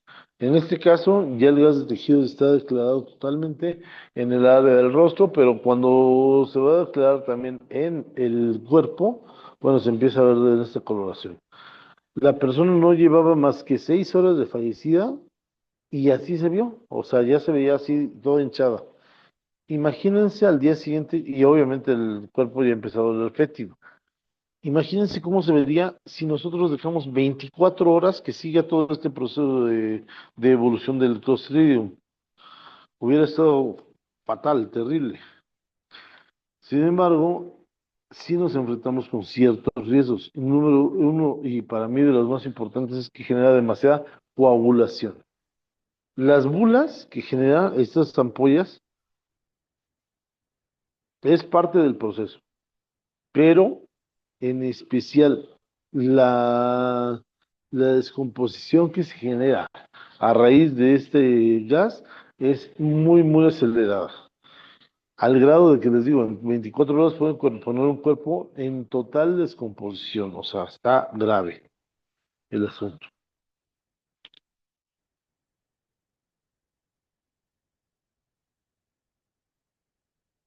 Una vez que ya está embalsamado, que ya ha sido tratado con los métodos adecuados para su procesamiento, bueno, pues podemos tener ahí eh, que ya la persona pues, ya se ve muy distinta, ¿no? Incluso voy a hacer un acercamiento a ver si se alcanza a ver.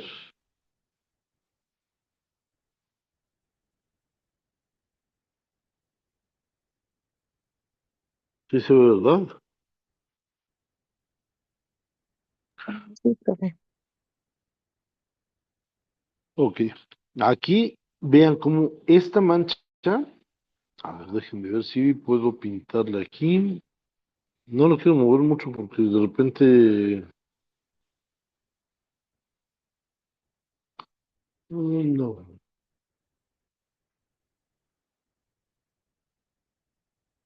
no. No tengo aquí las herramientas para poder dibujar, pero bueno, ¿Qué patología causó esa muerte, profesor? choque séptico. Ajá.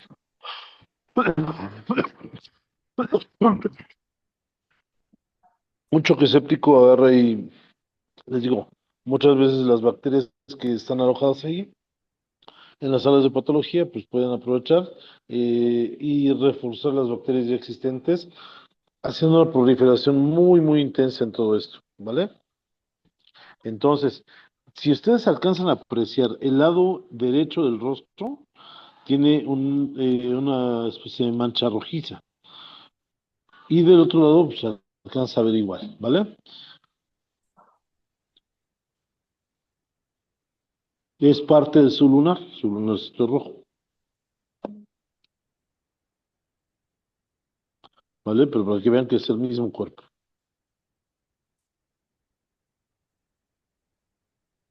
Internacionalmente está una tabla en la cual se denominan cada uno de los valores y dependiendo de esto es si es viable el embalsamamiento o no. Pero la realidad es que en México tomamos otros parámetros. Se los voy a presentar porque es necesario que lo conozcan, pero pues la realidad es que aquí en nuestro país va a ser sumamente difícil que le pongamos total y absoluta atención. En primer lugar, y de la categoría uno es todas las que están en la en las que no están en la categoría 2 y 3. Entonces, eso te da margen nada más a casi infartos y enfermedades no infecciosas, ¿vale? Eh, el embolsado pues no es necesario, el funeral a cajón abierto puede ser permitido, el embalsamamiento es permitido, obviamente, una preparación higiénica en funeraria es permitido y la disposición final del cuerpo, ataúd, cremación, opcional. Entonces, esa básicamente es la más light de las categorías. La número dos, déjame ver si la tengo en la otra diapositiva ya más. La categoría 2, no es cierto, esta es la 3, discúlpenme. No, a ver, déjenme ver. No.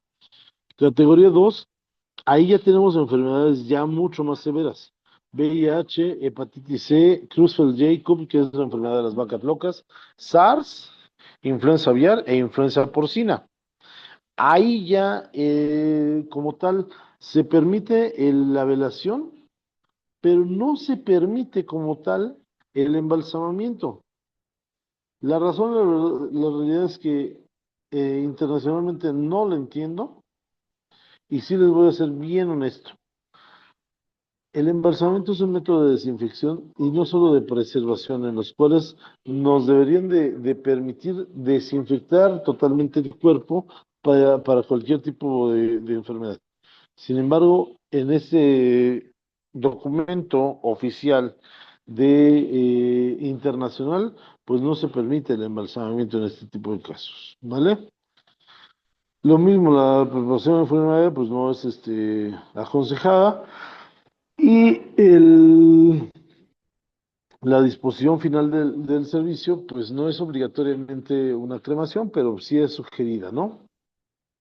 Sin embargo, ya en la categoría 3, déjenme cambiar, en la categoría 3, pues ahí sí, ya tenemos enfermedades obviamente de alto riesgo, esas sí ya no hay como que discusión. Tenemos anthrax, la peste, rabia, fiebres virales hemorrágicas y Creutzfeldt-Jakob con autopsia. ¿Por qué es tan riesgoso el Creutzfeldt-Jakob? Porque finalmente es una infección tipo meningitis, la cual ya una vez que están los tejidos expuestos, empieza a liberar las esporas que pueden ser de alto riesgo contagioso. Entonces, ahí sí, eso sí, para que vean, la entiendo totalmente el por qué el embalsamamiento no es sugerido o no es permitido más bien. Y que hace siempre este tipo de casos lleva una etiqueta hospitalaria que dice RPBI, o sea, directamente riesgo biológico infeccioso, ¿vale?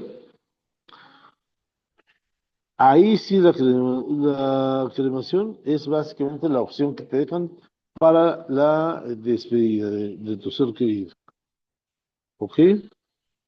¿Dudas, comentarios, observaciones?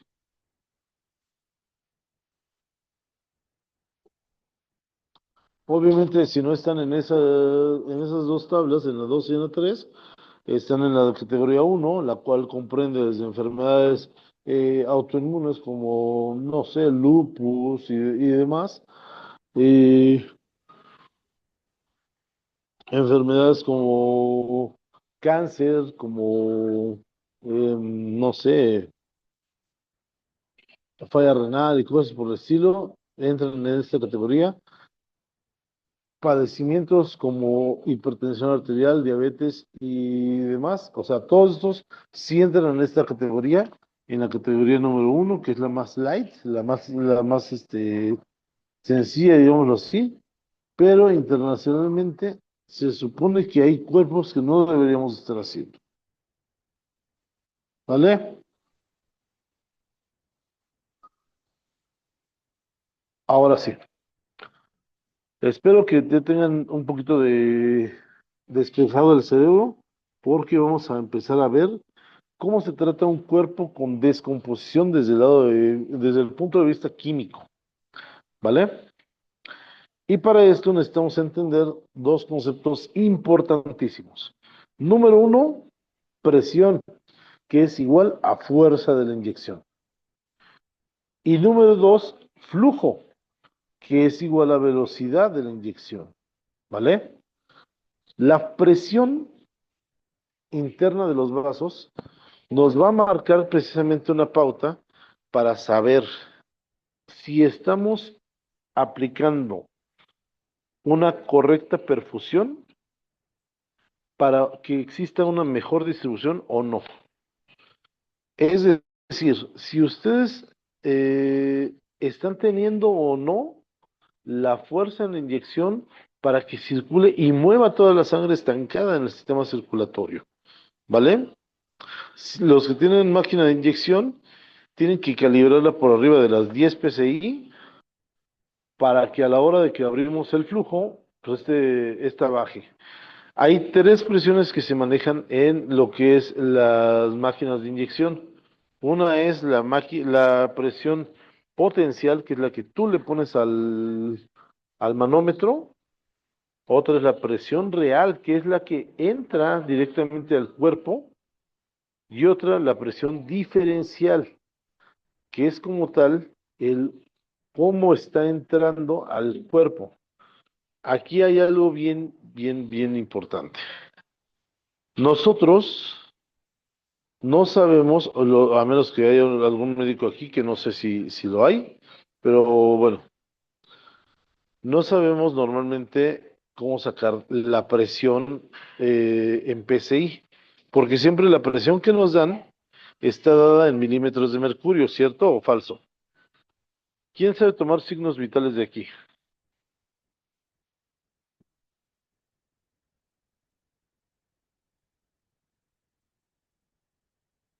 Hola, hola.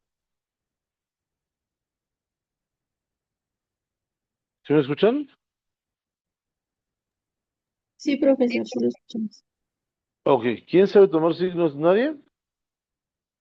Es en la que se utiliza el baumanómetro, ¿no? Así es.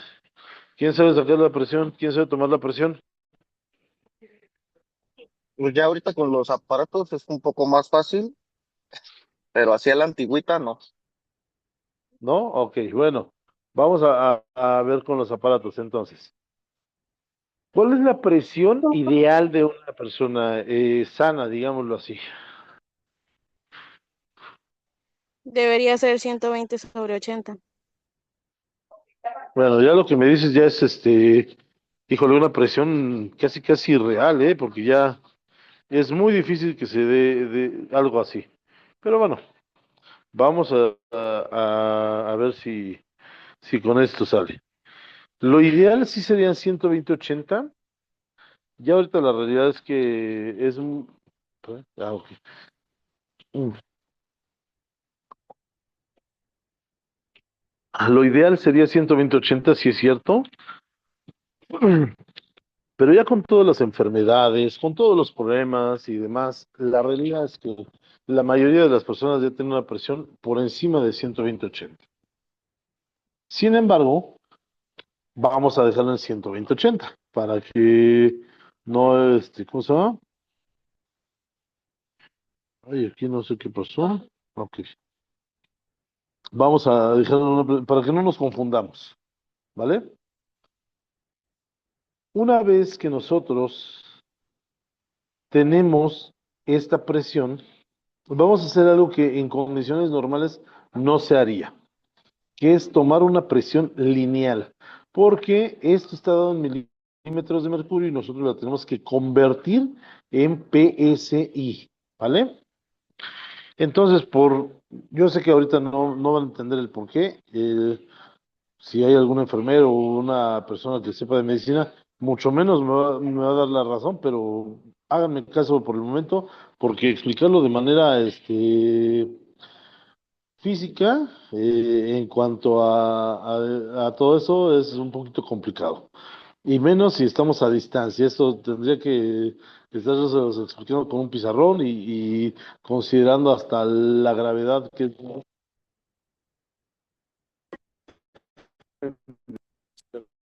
mal leído. Entonces, ahorita, por lo pronto, háganme caso así y confíen en mí. Si nosotros hacemos una sumatoria directamente de 120 más 80, ¿cuánto da? 200. Dos.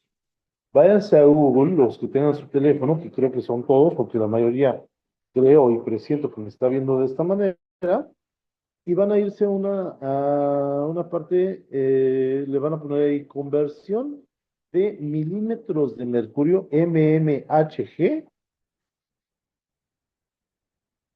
a PSI, por favor.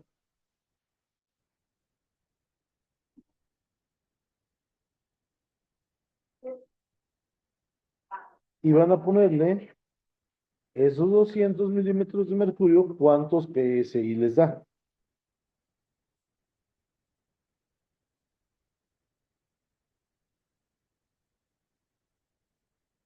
¿Ya alguien lo hizo?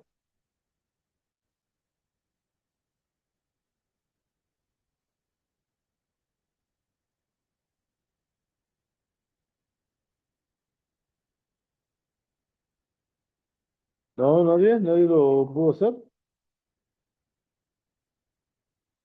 No, maestro, a ver, ¿me puede repetir, por favor? A ver, en Google, en el buscador, pónganle conversión de milímetros de mercurio. Milímetros de mercurio se abrevia mmHg. Milímetros de mercurio a PSI, que es en lo que medimos propiamente en el manómetro de las bombas de inyección.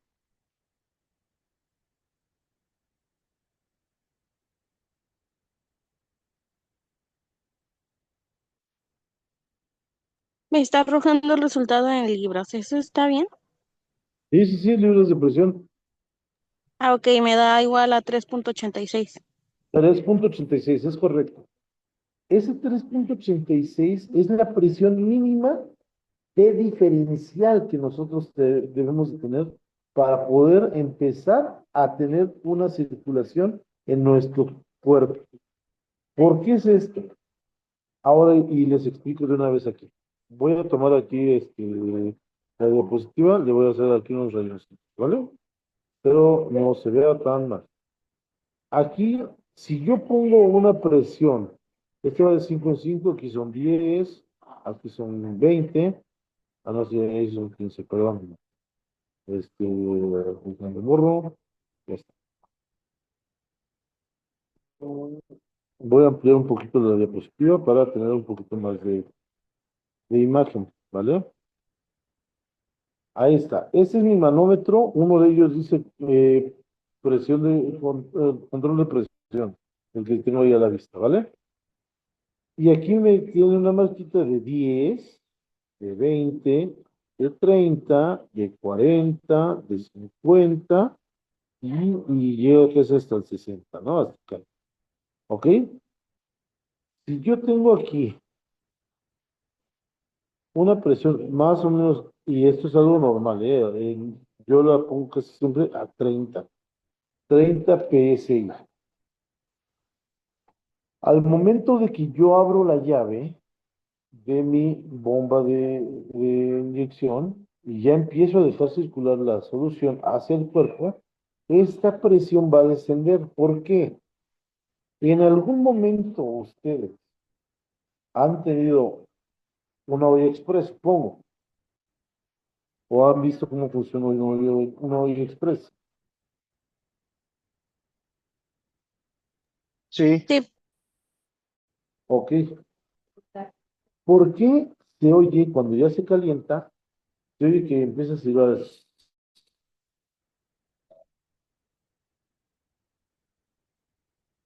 ¿Qué se está generando dentro de la olla? Y su nombre lo dice, ¿eh? Es una olla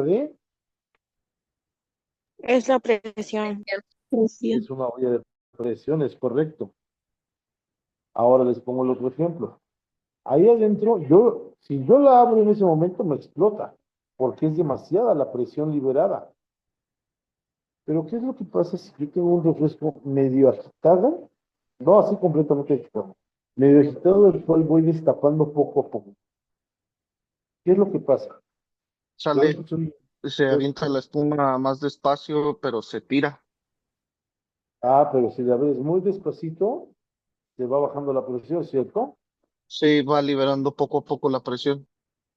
Exactamente es lo mismo que pasa aquí en el sistema vascular.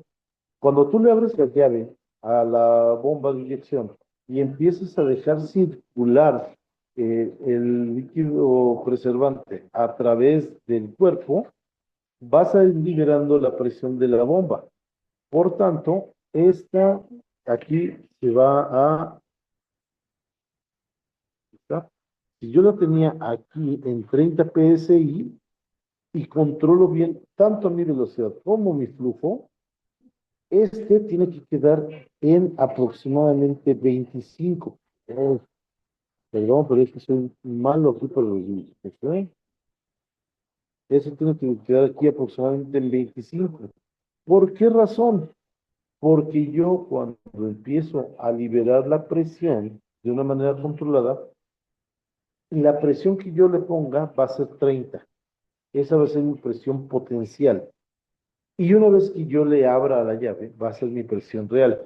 Pero la diferencia entre estas dos se llama presión diferencial. Y ese diferencial es lo que acaban de sacar ustedes en esa aplicación Google. Debe de tener como mínimo 3,86 libras de presión. Ahora, pero profesor, usted me está diciendo que 5. Ok, precisamente por una razón bien simple.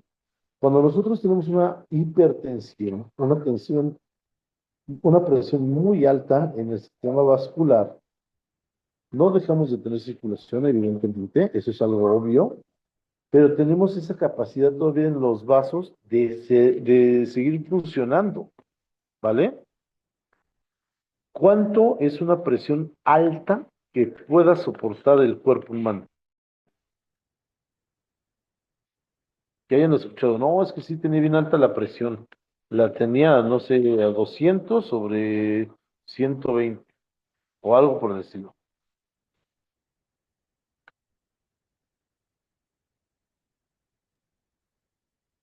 No, nunca han Pues a lo escuchado mejor que serían tengan. 130, 140 sobre los 90 o los 80 y tantos, profe. Bueno, de hecho, esa es una presión estándar, ¿eh? Casi, casi. Yo manejo ese tipo de presión 140 sobre 90. Entonces, Pues una ya presión, sería rebasando los 150, 150 una, sobre una 100. presión ya muy alta, ya a punto de una fibrosis, por ejemplo, podría ser incluso una de 280 sobre 190. Pero bueno, vamos a irnos a algo más leve porque ahí sí ya tenemos rompimiento de vasos. Vamos a irnos a un 200 sobre 120, ¿vale? Si tenemos 200 sobre 120 y lo sumamos en forma lineal, nos va a dar 320, ¿cierto?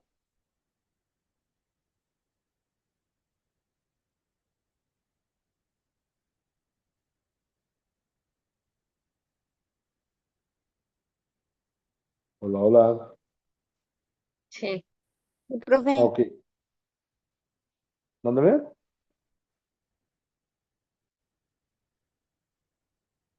Pero ya alguien me habló, ¿no? Ok, bueno, vamos a seguir. Si nosotros convertimos nuevamente estos 320 milímetros de mercurio a PSI, ¿cuánto nos da? 6.18. Entonces ya tenemos un punto ahí de partida. Nosotros tenemos un parámetro entre 3.86 y 6.18. Un mínimo de 3.86 de diferencial y un máximo de 6.18. ¿Vale? En ese parámetro, un intermedio es 5. 5 PSI de diferencial es un rango óptimo de presión para que nuestros vasos no vayan a reventar. ¿Vale? Esa es la razón por la cual nosotros, cuando tenemos ahí un diferencial de este tipo, podemos tener la capacidad de resistir la inyección del cuerpo. Ahora, si nosotros ponemos una presión de 5 PSI, por ejemplo, en la bomba de inyección, y a la hora de que le abrimos a nuestra llave, agarra y baja hasta 0, entonces quiere decir que no vamos a tener una inyección, porque no estamos teniendo la fuerza para remover la sangre que ya está estancada. Es cuando empiezas a empujar un carro, agarras y al principio te va a costar muchísimo trabajo porque está desde 0 y la inercia tiende, primero le doy de la inercia, de las leyes de Newton, dice que un cuerpo tiende a estar en reposo hasta que otro le imprima movimiento. Entonces, ahí tenemos que empezar a empujar el vehículo y una vez que ya empieza a rodar, los que hayan tenido la desgracia de tener que empujar un carro, al inicio haces mucha fuerza, pero ya una vez que empieza a rodar, ya es muchísimo más fácil, ya después ya te lo llevas tranquila, ya lo vas empujando hasta con una manita, ¿no? Ya cuando arranca, pues ya. Total. Pero al principio necesitas mucho más fuerza porque partes de un punto muerto, de un punto de 0. Y es precisamente ese el problema, que la sangre está estancada en el sistema vascular. No tiene movimiento, ya el corazón dejó de latir, ya no está haciendo esa circulación en el cuerpo. Por tanto, nosotros vamos a tener que empujar de nuevo toda la sangre que está rezagada en el sistema circulatorio y tenemos que aumentar mayormente la presión. ¿Vale? Les estoy dando esto como medio brevario porque al final de cuentas ustedes no lo van a hacer. O sea, nada más ustedes le van a poner a la máquina y la realidad es que la máquina lo va a hacer sola.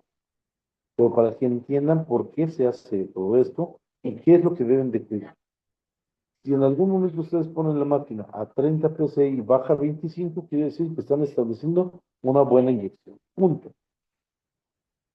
Si ven que están inyectando a 30, abren la llave y no pasa nada, no baja este diferencial, entonces pudiera ser que tiene una obstrucción y que no está corriendo la solución adecuada, ¿vale? O bien que no están agregando el flujo. El flujo es la velocidad con la cual inyectan la solución en el sistema vascular. Es decir, cuánta cantidad está pasando por minuto en nuestro sistema circulatorio.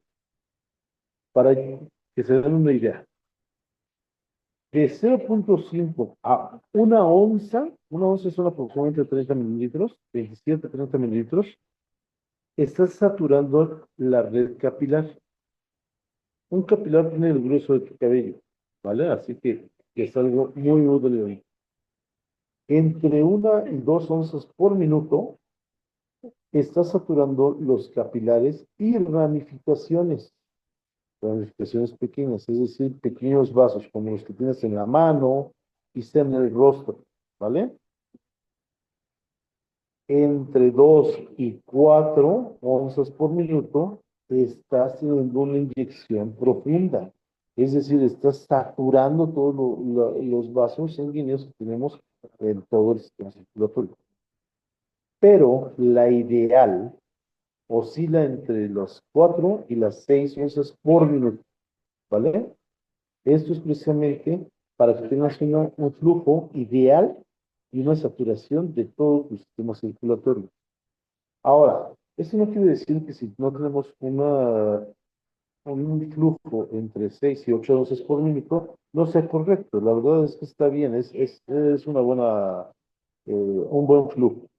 siempre y cuando cuidemos bien nuestra presión, ¿vale? Es la presión potencial y diferencial. Entonces, siempre y cuando cuidemos muy bien esto, no tenemos ningún problema. Pero si nosotros hacemos es todo de entre 8 y 10 onzas, 8 onzas es aproximadamente un cuarto de litro por minuto, ¿eh? Para que tengan un parámetro más conocido. Pero si nosotros agregamos, por decir, arriba de 10 onzas por minuto, podemos tener el riesgo de estar inyectando demasiado rápido. Y esto sí puede provocar el rompimiento vascular. Es decir, podemos tener rupturas a través de traumatismos vasculares en todo nuestro sistema circulatorio, lo cual provocaría cortocircuitos y por ende la falta de irrigación en ciertas regiones. ¿Ok? Y, y Está suponiendo, complicado este tema, ¿verdad? suponiendo que estamos inyectando un cuerpo y no hay un fluido que no está irrigando bien, ¿qué podemos hacer en ese Ajá. momento? Suponiendo que en lugar de bajar la presión, tener la presión ideal, sube. Ok. Lo que podemos hacer, si no se está irrigando, para empezar, detectarlo sí cuesta un poquito de pericia. Entonces debemos de estar muy pendientes del manómetro. Esto en una bomba fumigadora pues no se puede hacer. La realidad es que ahí le das 5 bombazos y te esperas un minuto para darle otros 5 bombazos y de esa manera vas teniendo una variación de las presiones y eso muchas veces alcanza a destapar eh, los vasos o tienes una inyección parcial en ciertos lugares sí y en ciertos lugares no. La realidad es que una bomba de fumigadora no te va a poder dar muchas soluciones. No te va a permitir hacer una perfusión correcta. Sin embargo, en una bomba de inyección, ahí sí te puedes dar cuenta si no estás inyectando satisfactoriamente. ¿Por qué? Porque en cuanto la bomba detecta un coágulo que esté obstruyendo un paso, o el paso de la inyección como tal, la presión potencial se empieza a elevar. Más bien la presión se empieza a elevar hasta llegar al punto en el cual la tenías como presión potencial, en el punto en el que tú la debes dejar. Si tú desde el inicio le dejaste a 30 psi, por decirlo es una presión alta, 30 psi, para que se den una idea, 30 psi es la presión a la que están las llantas promedio de un vehículo. Entonces, sí es algo fuerte, ¿no? Algo suficiente. Si empieza a subir de 25 que la tenías a 30, eso quiere decir que hubo una obstrucción. Y una, o puedes empezar a jugar con la presión, abrir y cerrar la llave para que esto empiece a martillar los póvulos y empiece a romperlos, fragmentarlos, o bien agarras y empiezas a dar un masaje para estimular la circulación y promover que ese coágulo donde esté empiece a liberarse. Entonces, yo prefiero 1000 veces más agarrar y hacer una proyección y después, si tengo una infección, abrir y cerrar la llave para generar una pulsación. ¿Por qué? Porque la pulsación es lo que está habituado a nuestro cuerpo a funcionar. Así circula la sangre en nuestro cuerpo habitualmente. Entonces, ya es una forma en la cual es mucho más fácil, ¿vale? Pero si no tienes esta función, bueno, pues entonces abre y cierra para que empieces a tener la perfusión adecuada nuevamente. Ya si ves que en ese momento baja otra vez la presión, es que ya liberaste el óvulo y demás. Si esto no funciona, pues métele un poquito más de flujo para que agarre y rompa el coágulo. Muchas veces la realidad es que si tienen bombas nacionales, pues las tienen un poquito menos robustas las tomas y por el mismo calentamiento se van cerrando, se van cerrando los conductos. Entonces, muchas veces no es que haya detectado una fuga, sino más bien que se fue cerrando el flujo. Entonces, pues, ahí también es cosa de checar a ver cuál está haciendo el problema, ¿vale? Pero esta, espero le hayan tomado foto a esta diapositiva. Si no, de todos modos les voy a mandar estas y otra tablita de direcciones para que les sea más fácil poder hacer este tipo de casos. Porque yo sé que es un poco complicado entender todo esto en línea y luego en una sola clase, ¿vale? Y llegamos por fin a la fórmula de la determinación de la concentración. Teniendo 4 minutos exactamente para verlos, no necesitamos más, porque finalmente este va a ser un tema de la siguiente semana, en el cual yo finalmente les voy a explicar paso a paso cómo se lleva a cabo esta ecuación, ¿vale? Ahorita lo que me interesa que sepan es que esta fórmula de concentración para la determinación de concentración, lo que vamos a determinar es la concentración del formaldehído que sea necesario para tratar cada uno de los casos existentes. De acuerdo precisamente a esta tabla que les estoy dando en este momento. Y es una tabla de casos complejos. Desde 0.5 a 1% de concentración es para fetos y bebés. Del 1 al 2% de concentración de formaldehído es para bebés ya que caminan a infantes menores a 10 años, o sea, un infante todavía. No me vayan a decir que un niño de 12 años que mide 1,70, o sea, ya ese ya tiene los órganos de tamaño promedio, ¿no? O sea, eso es un caso promedio, ya.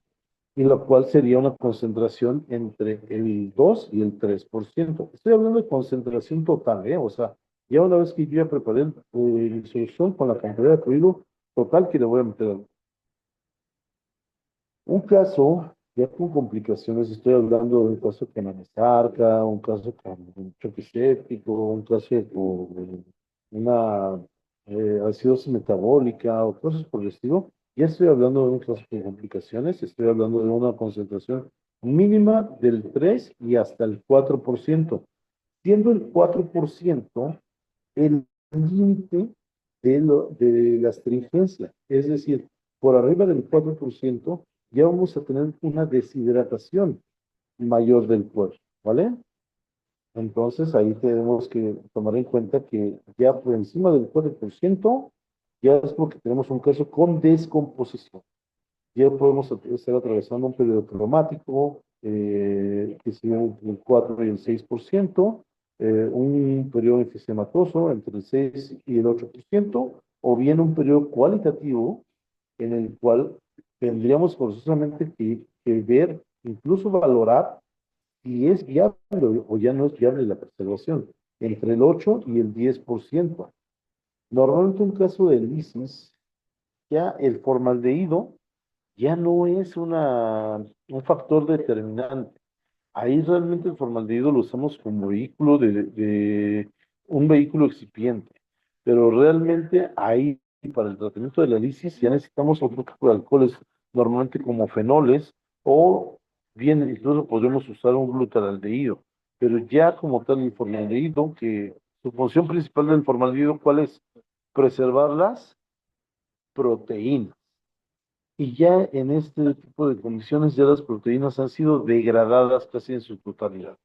Por eso es que ya el grado de formaldehído en este tipo de condiciones de lisis, la lisis para los que no saben, es la dilución de la grasa en su estado líquido.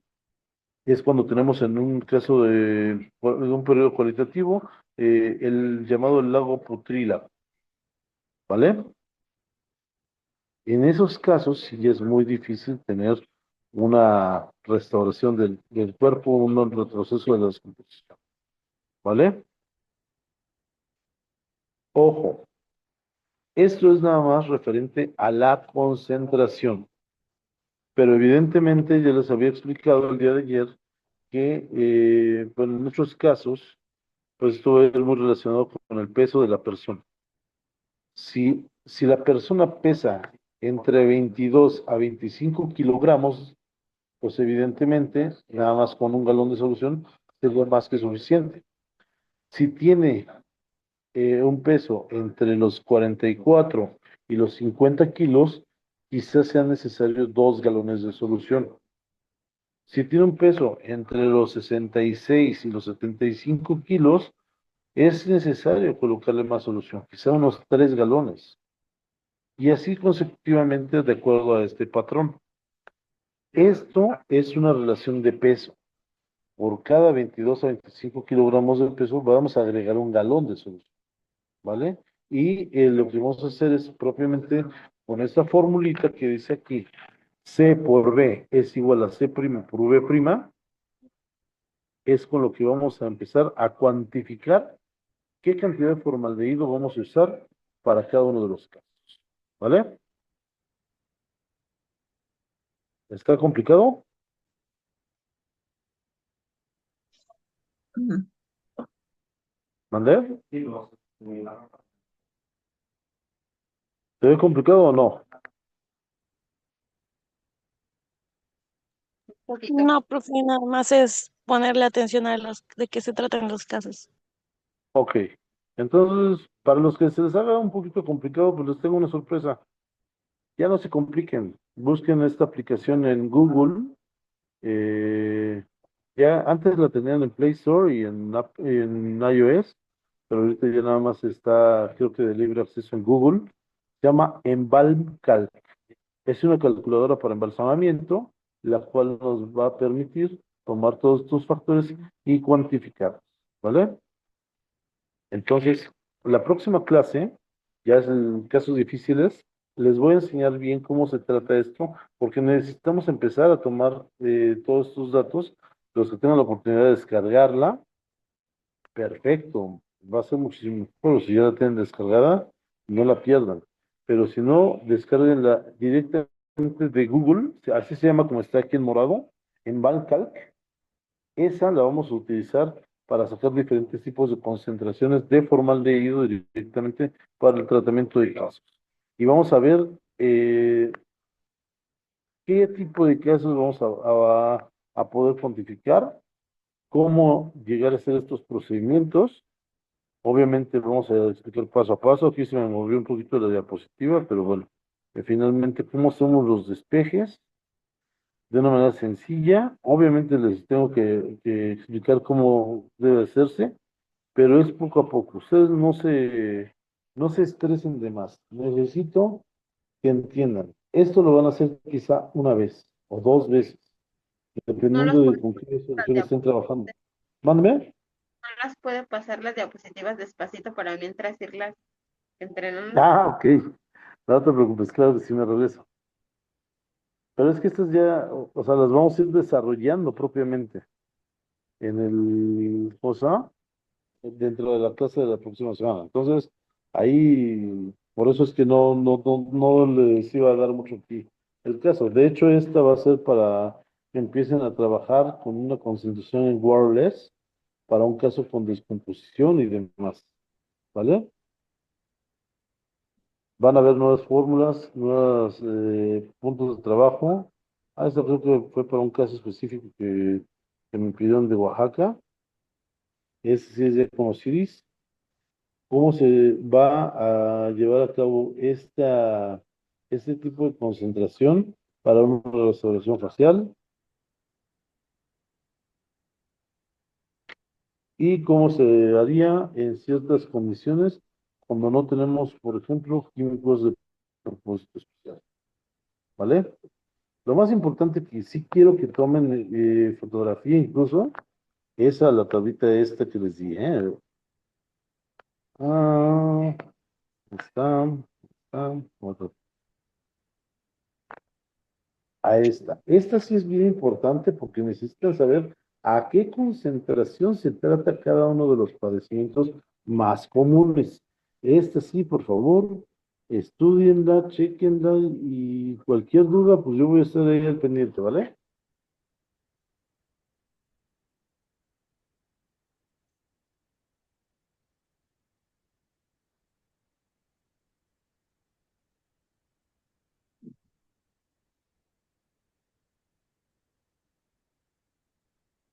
¿Listo?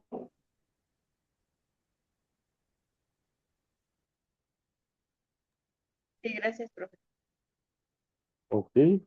Pues bueno, el tiempo por hoy se nos ha agotado. La verdad es que esta semana se nos fue volando.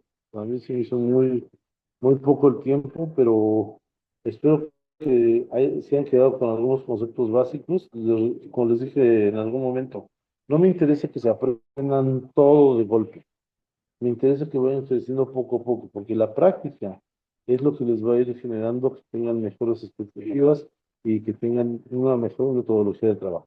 Entonces, ahorita poco a poco vayan estudiando lo que vieron, ya por lo menos ya saben que hay muchos tipos de compuestos, que hay compuestos que nos van a servir para ictericia, otros que van a servirnos para casos de infantes, para medicación, para coloración. Ya saben que hay una gran variedad de productos a nivel nacional o internacional. Entonces, me interesa que se queden con esos conceptos. Durante la praxis es cuando van a empezar a hacerlo. Y recuerden, una persona inteligente no es aquella que conoce más, sino aquella que resuelve, tiene esa capacidad de resolución. Entonces, ustedes busquen la manera siempre de hacer día con día lo mejor que puedan su trabajo, y eso les dará la grandeza. De mi parte es todo. Les agradezco muchísimo su atención esta semana. La verdad es que eh, eh, me gusta mucho cuando participan. Espero que tengan más participación. En la tarde el profesor Javier nos va a estar esperando. Cualquier cosa, por favor, no duden en llamarme. El profesor, no sé si ya les compartí mi número. Si no, los que tengan la oportunidad, anótenle a ver de una vez. Se los voy a dejar por aquí en el chat. Mm,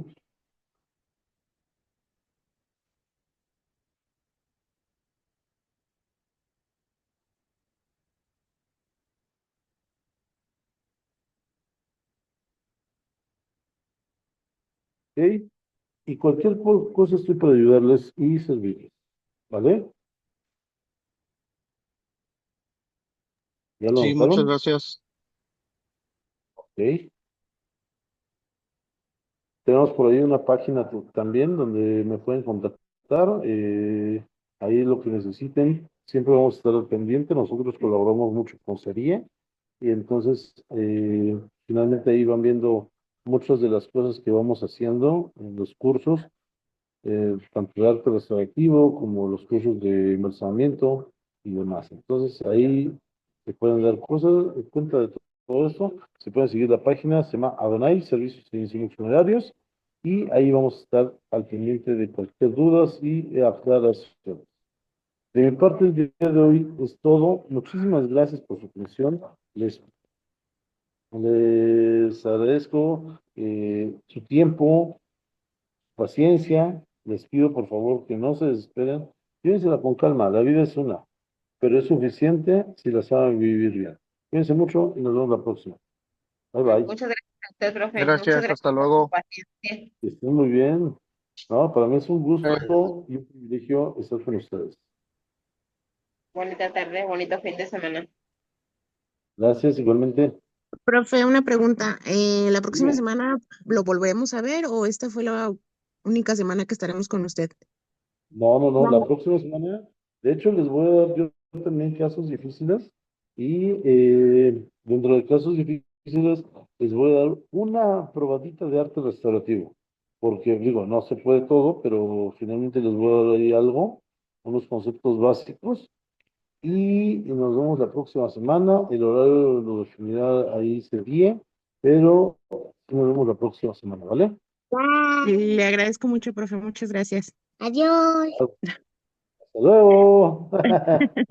No sé qué niño dijo adiós, pero adiós. Es mi niña, profe. Perdón, toma clase conmigo. No ve clase, obviamente, pero lo escucha. Disculpe. Perfecto. No, no, no, ¿por qué disculparse? Al contrario, que vaya.